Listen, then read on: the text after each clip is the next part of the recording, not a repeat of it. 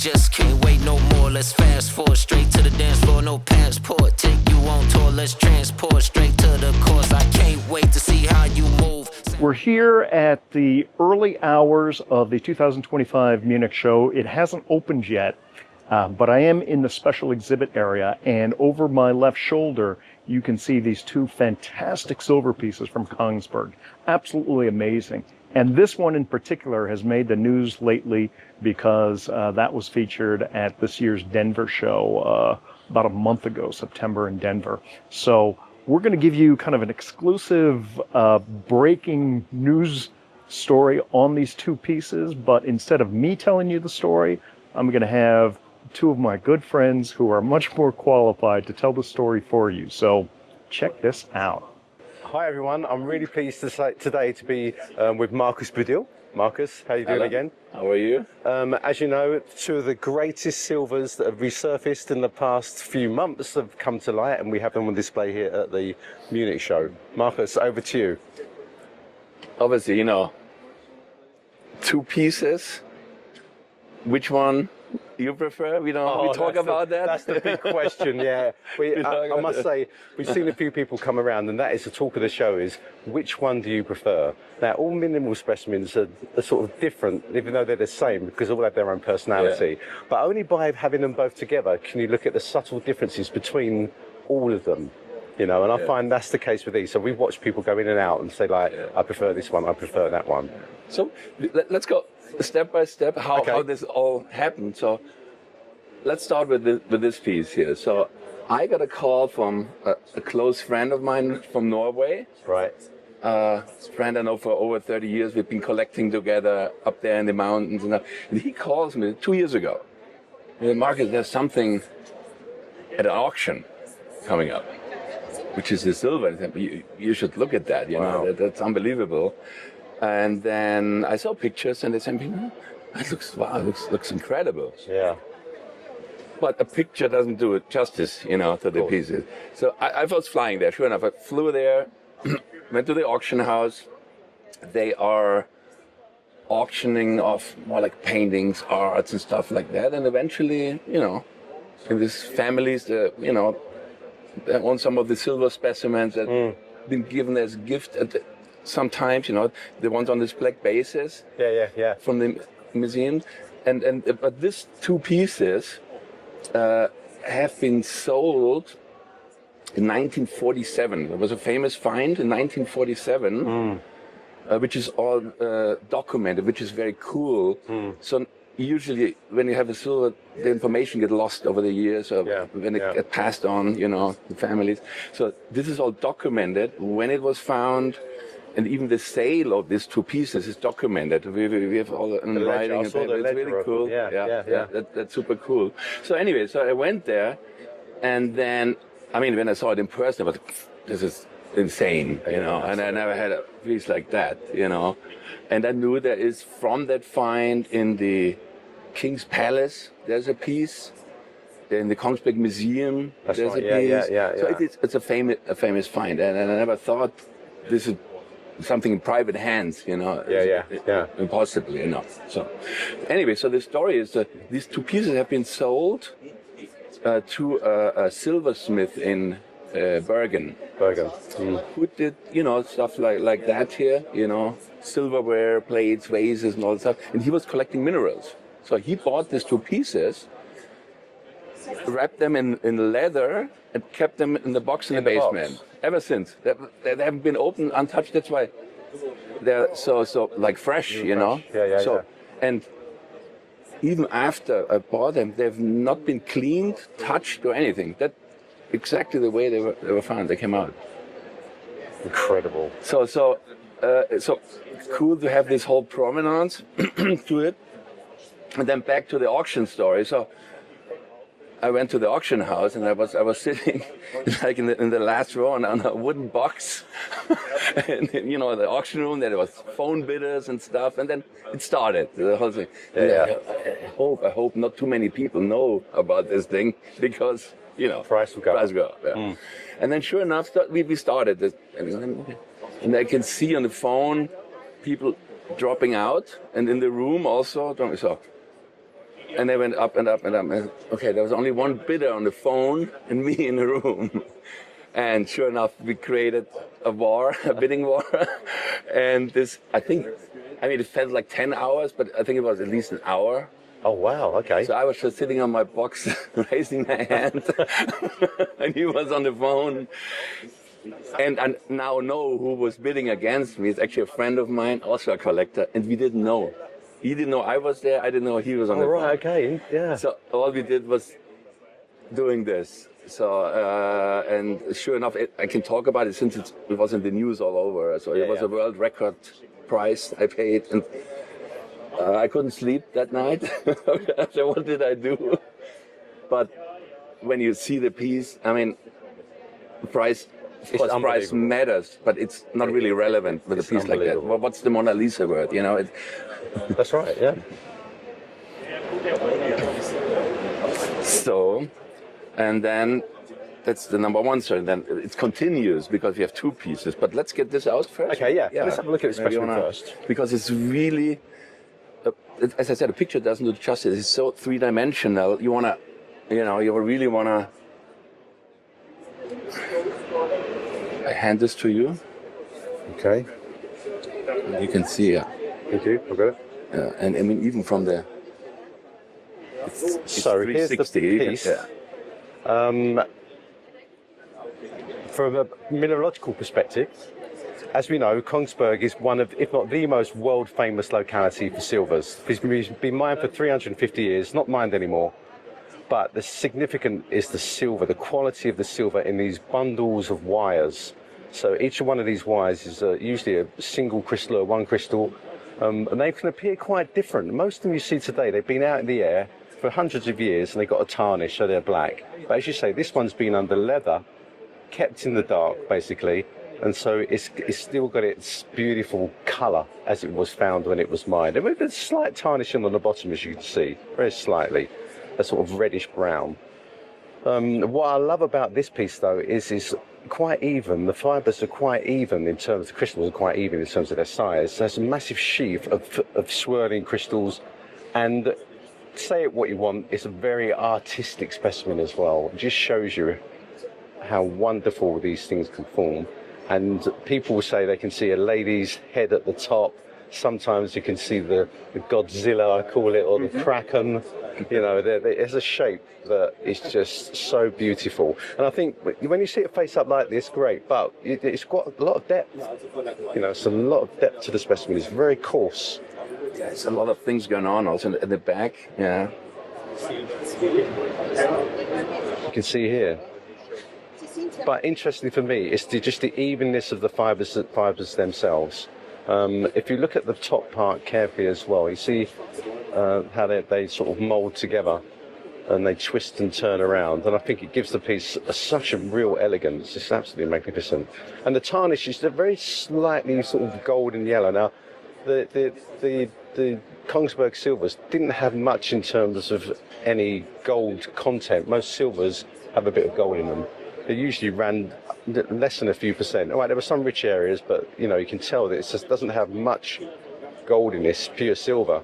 Maybe a slight amount of mercury would have been there as well, which is runs about 0.5% in some of the Kongsberg Silvers, which might have helped against the non-tarnish.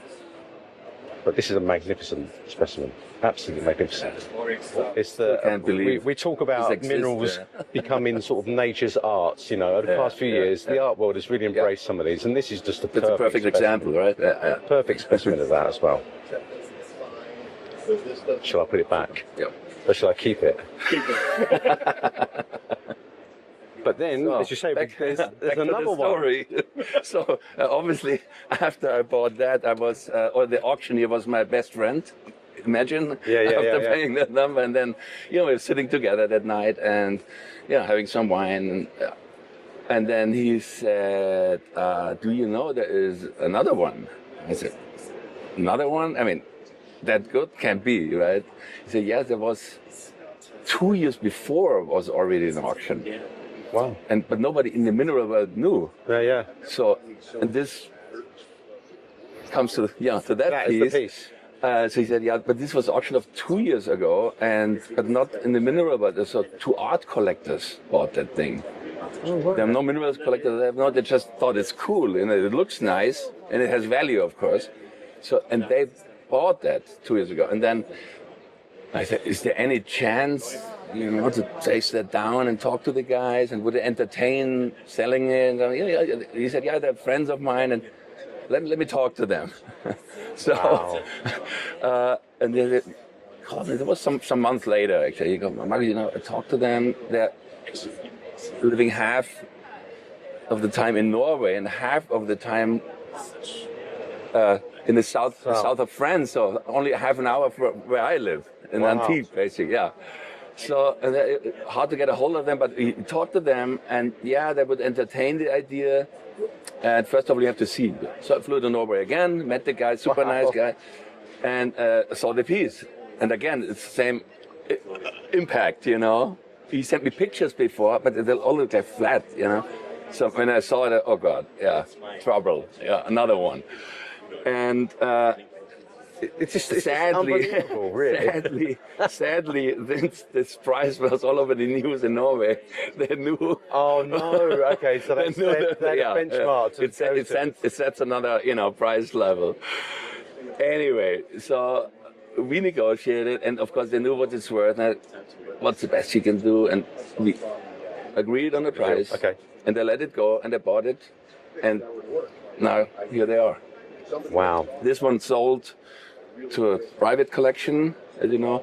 This one is in Houston Museum. Yeah.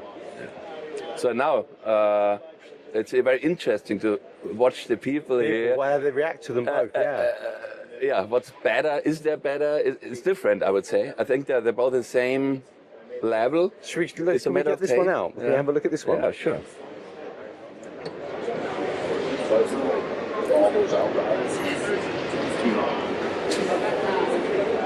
Okay, now look at this. Let's do another perspective of this one. My take on this is these wires are a lot coarser than the other one. Mm-hmm. They're thicker. You can see it's a real beautiful bundle, but look at the flare at the top here. The silver tarnish is slightly different. And the funny thing is, when I've seen these both separately, and they felt the same looking, but when you see them together, then you see the subtle differences totally. And if I look at this one carefully, you see there's slightly more of a sort of reddish tarnish. The silver is slightly less yellowish in colour, but also if you look really carefully, you see these coarse crystals here at the bottom. They show this stepped growth, and that is actually a elongated growth of the crystals itself. So it's showing a crystal expression rather than pure wires in turn. So this has both wires and the remnants of crystal, dare I say faces, but a step growth. But just look at the quality of these pieces. And you see this, I'm sure you noticed this little crystal in the center here. Oh yeah, the black crystal, associated mineral. Yeah, what is that? It's tennantite. It's tennantite. Valorized, we got it tested, so it's tennantite, which is pretty rare. Yeah, it's amazing. But again, all round, absolute superb quality. A mass of coarse, winding, fibrous crystals with a slight tarnish. But for me, it's the cleanliness of the specimen. No tarnish. What you usually see of these specimens, especially they're old. Yeah, Kongsberg. Most of them are, and I love that actually the patina they have. They're almost black sometimes, which is cool. But these are, as I said, like fresh, and I think you mentioned the mercury content. I think, I'm not a scientist, but a certain amount of mercury slows down the process of making them black or giving them too much patina. There's been great research in silver minerals. In fact, that they're sometimes, if you really want to preserve them, keep them out of the light and have them under a vacuum. Which sort of precludes looking at them. But this is just amazing. And it's unbelievable that 2 such significant specimens have come out in a space of a year or so. More than happy and proud, of course. I handled many great rocks. Many of them you filmed. Paraíba, Tanzanites, whatever. I think those 2 are the best specimens Really? I ever handled. That you handled? Wow. Yeah, I would say. And that's saying something then. That's the pedigree of the specimens, but also of the mine itself. But now listen, put just a summary perspective here. When you think of the great mineral localities of the world, Kongsberg is up there. And we've seen great silvers. But these have raised the bar. I mean, I've been to the Kongsberg Museum. You ever go to Kongsberg, go to the museum. It's a fabulous museum. And they've got some of these original specimens from that find. Yes. They have a special, like a silver room. A room, yeah. Only silvers. Yeah. From, the mining history, like, I think 400 or 500 years, whatever. 1623. And you see from every time period, there's specimens. You know. I'm sure you remember this fantastic twin crystal. Oh, the crystal, the single crystal, which is the end of all silver crystals. That's there. And from this find, there's a larger piece. Not as aesthetic, but big piece, it's a huge lump. It's like all folds like this. Yes, exactly. Yeah. And I mean, many others, of course. It's definitely worth seeing. But there's some stats on the mine. I did read that in the life of the mine, 1,350,000 kilograms of silver was raised. Okay, you did some research? Yeah, much of it was lumpy. Some was tiny amount was crystalline, but some of it was like imagine wires. how many pieces wound up in the when the melter, our jewelry and our rings and things like that, and for photographic film as well. But the company that for this one came from anyway, it was a silversmith as well. So they made silver spoons for royalty. That's what they did for 100 years. And but it's amazing. Luckily, some got preserved. That's right. Most of the specimens are just melted down. So these are actually signature pieces for the locality itself. And what I love also the fact that the art world is involved as well. We've often spoken about minerals and art. For us, they are artistic. But see this these is like transfer this whole thing to the art. That's right. And so you having to bid at auction, it's like fine paintings going for sale. These are actually beautiful pieces in their own right. I take this over any painting. Me too. But I'm a mineral guy. But now the big question is, which one is your favourite? I put him on the spot. I had, of course, I handled both, but not at the same time. So for me, it's also the first time I have them side by side, which is cool. And in fact, what we've seen a few people. I don't know. We've seen a few people. It's a lot of conversation going on here about which one would you like to have, But I think the main thing is they're on public display, which is fantastic, not hidden in the drawer. We do know that at some point both of these will be probably going on public display again somewhere. Yes. So this is for sure. It is in Houston already, and thanks to Joel Barge. To bringing this over, it's also an insurance thing and everything. He took care of all of that under the umbrella of the museum to bring both pieces here, which is super cool. This is in Houston. I heard some rumors that this might be also, at least for some time in Houston, for a time, just to be displayed together. Plus, in Tucson, we gonna display the two pieces also. Right. Okay. But for me, it's cool since I'm from Europe. They have them first in Europe. Of course. And the theme about European minerals. Now having this, it's phenomenal. And then we're gonna have the on display in Tucson as well. But and then also thanks to Rob Lavinsky, he will take care of the Houston display. Wayne Thompson, who's also involved, helped a lot. So they will be in charge on the display and this one together with Peter McGaw. I think the Pinnacle collection, private collection. This one museum. Yes, but maybe it would be very cool since a private collection, nobody sees really. So if there would be at least for a few months or something, have both pieces in Houston would be cool. Well, I think there's such major pieces. I can see these two objects now over the next decades travelling around for exhibitions and art exhibitions even, just showcase the best of what the earth can produce. Really. Brilliant. I'd say congratulations to you as well, Marcus, for bringing it all together and letting everyone enjoy these pieces. Thank you. Sound waves, but I'm still in tune. Head rest, but I keep my cool.